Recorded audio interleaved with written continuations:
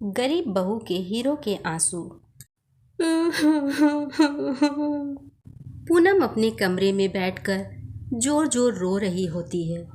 तभी उसकी आवाज़ सुनकर उसका पति धर्मेंद्र वहां पहुंचता है और उससे पूछता है। क्या बात है पूनम, तुम क्यों रो रही हो? मुझे बताओ, क्या बात हो गई? मम्मी ने तुमसे कुछ कहा क्या? जब तक तुम मुझे कुछ बताओगी नहीं, मैं कैसे समझ पाऊंगा? तभी पूनम धर्मेंद्र से कहती है, मैं और माँ किचन में बैठे थे। मैं खाना बना रही थी और माँ मेरे साथ बैठी थी।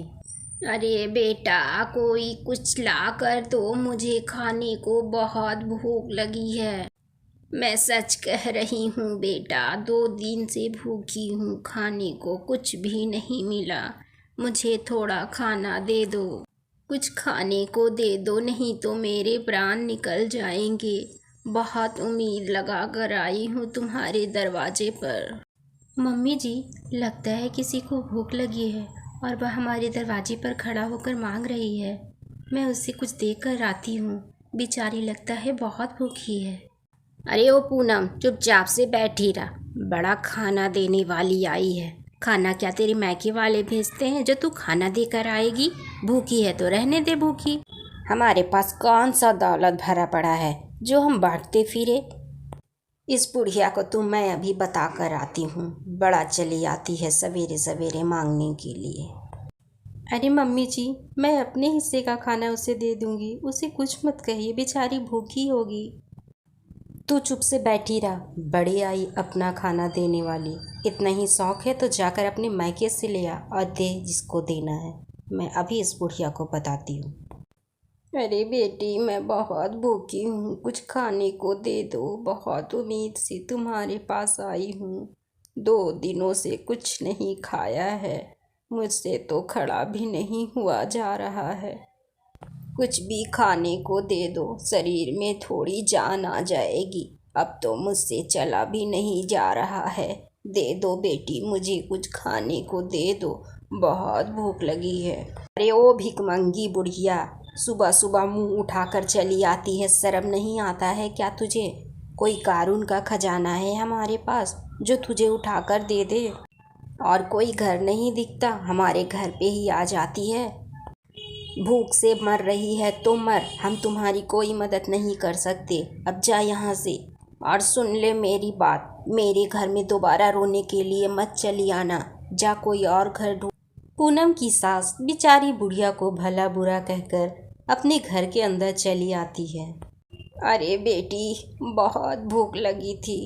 मैं मर जाऊंगी अगर कुछ खाने को नहीं दिया तो। तुम लोग मेरा यकीन क्यों नहीं करते?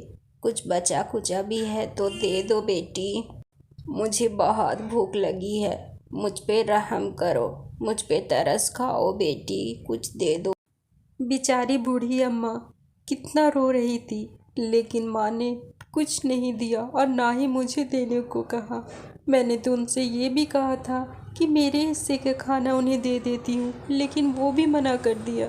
हम लोग इतने गरीब क्यों हैं कि दरवाजे पर आए मांगने वाले को भी कुछ नहीं दे सकते? ये सब मुझे बिल्कुल भी अच्छा नहीं लगता, मुझे बहुत बुरा लगता है। अरे पूनम, हम क्या कर सकते हैं? तुम्हें तो पता है हमारी घर की स्थिति कैसी है। ऊपर से सारा कुछ माँ के हाथ में है।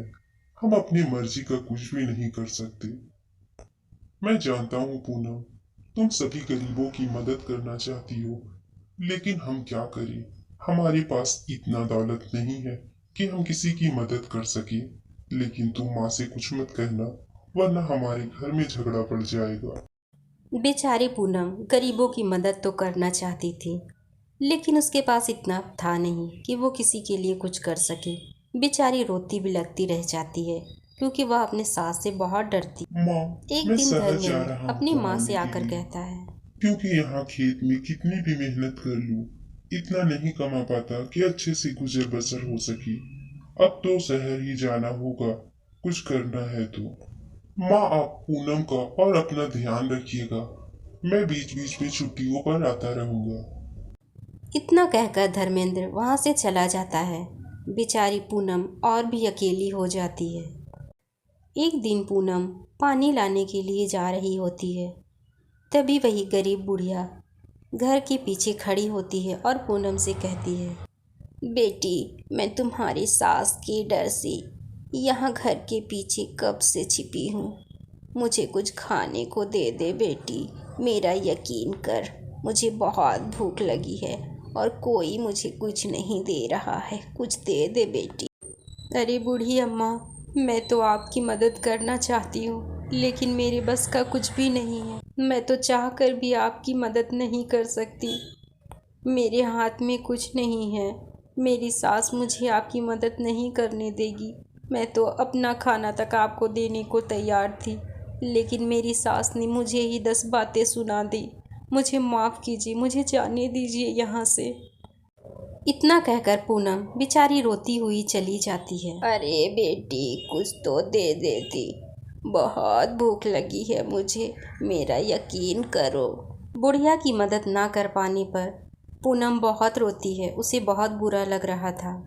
पूनम वहीं पे घड़े रखकर ज़ोर ज़ोर से रोने लगती है। तभी उसके आंसू से एक पत्थर सा निकलता है। उसे देखकर पूनम सोचती है, अरे ये इतना चमकीला पत्थर मेरी आँख से निकला है। मुझे तो ये लगता है ये बहुत कीमती होगा। मैं ये पत्थर बूढ़ी अम्मा को दे देती हूँ। शायद इसे बेचकर उन्हें कुछ पैसे मिल जाए, जिससे उनका एक दिन का खाना हो जाएगा। मैं ऐसा ही करती हूँ। वैसे भी मेरे पास बूढ़ी अम्मा को देने के लिए कुछ भी नहीं है। बेचारी कितनी भूखी है। यही सोचकर पूनम बूढ़ी अम्मा के पास जाती है और वो पत्थर उन्हें देते हुए कहती है, बूढ़ी अम्मा, मेरे पास आपको देने के लिए कुछ भी नहीं है। ये चमकीला पत्थर है। मुझे लगता है इसके कुछ रुपए आपको मिल जाएंगे। आप ये पत्थर जोहरी को जाकर दे दीजिए। शायद आपको कुछ पैसे मिल जाए, जिससे आप कुछ खाना खा लेंगी।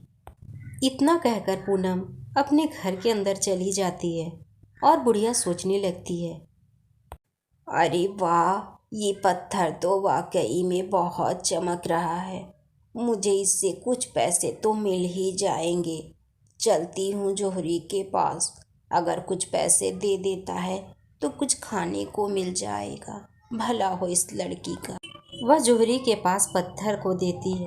अरे बेटा, ये पत्थर देखो, इसके कुछ पैसे मिल जाए तो बहुत अच्छा होगा। मेरे आज के खाने का इंतजाम हो जाएगा। अरे इतना कीमती पत्थर, ये तो हीरा है, हीरा। आपके एक दिन का नहीं, आपके पूरी जिंदगी भर का खाने का खर्च निकल जाएगा इससे। ये तो बहुत कीमती है। कहाँ से मिला आपको ये पत्थर?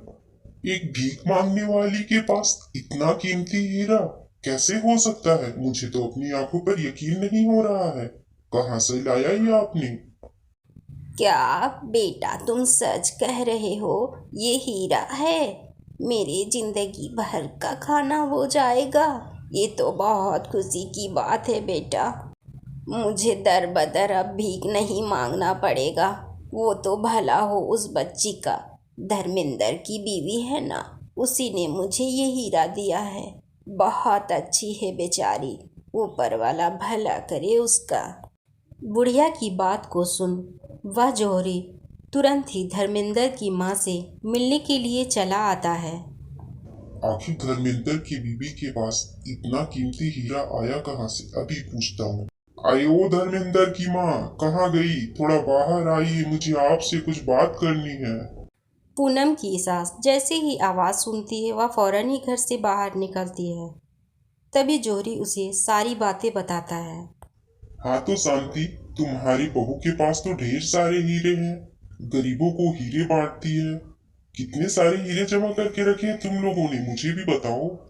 अरे नहीं नहीं सेठ जी, हम गरीब के पास हीरे कहाँ से आएंगे? ये आप क्या कह रहे हैं? मेरी बहू ने फ़कीर को हीरे दिया है। अभी मैं बताती हूँ, उसे जाकर पूछती हूँ कहाँ छुपा कर रखे हैं हीरे। इतना कहकर शांति अपनी बहू पूनम के पास जाती है। अरे ओ पूनम, तुम तो बड़ी चालाक निकली। छुपी रुस्तम है तू तो। इतने हीरे कहाँ छुपा कर रखी है जो गरीबों में दान कर रही है? हमारे सामने तो कभी नहीं निकालती तू हीरे। दिखा मुझे कहाँ है हीरा। जो तू गरीबों को बांट रही है। जल्दी निकाल हीरे। अरे मम्मी, मेरे पास कोई हीरे नहीं है। वो तो मैं जब बहुत रो रही थी तो मेरे आंखों से एक हीरा निकल आया। मुझे नहीं पता था कि वो हीरा है। मुझे लगा कोई पत्थर है चमकीला सा। मैंने वही पत्थर उस बुढ़िया अम्मा को दे दिया ताकि उसे बेचकर उनका कुछ गुजारा हो सके। शांति अपनी बहू की बातों को बहुत ध्यान से सुनती है और उससे कहती है, अच्छा, तो तेरे रोने से हीरे निकलते हैं। तू यहाँ खड़ी खड़ी मेरी शक्ल क्या देख रही है? तो रोना चालू कर, मुझे भी हीरे चाहिए। तुझे सुनाई नहीं दे रहा क्या? रो जल्दी। अरे माँ जी, मुझे रोना नहीं आ रहा है। मैं कैसे रोऊं? पूनम की बात सुन शांति को उस पर बहुत गुस्सा आता है और उसे वह मारने लगती है। रोना नहीं आ रहा है, ले रो अब, रो अब। शांति अपनी बहू पूनम को बहुत मारती है, फिर भी वह नहीं रोती। तब शांति अपनी बहू से कहती है, इसका मतलब तुझे रोना नहीं आ रहा है। चल, मैं तुझे रुलाती हूँ। मौत देखकर तो रोएगी ना तू। इतना कहकर शांति पूनम को अपने साथ तालाब में लेकर चली जाती है। देख पूनम, तुझे लास्ट बार समझा रही हूँ मैं।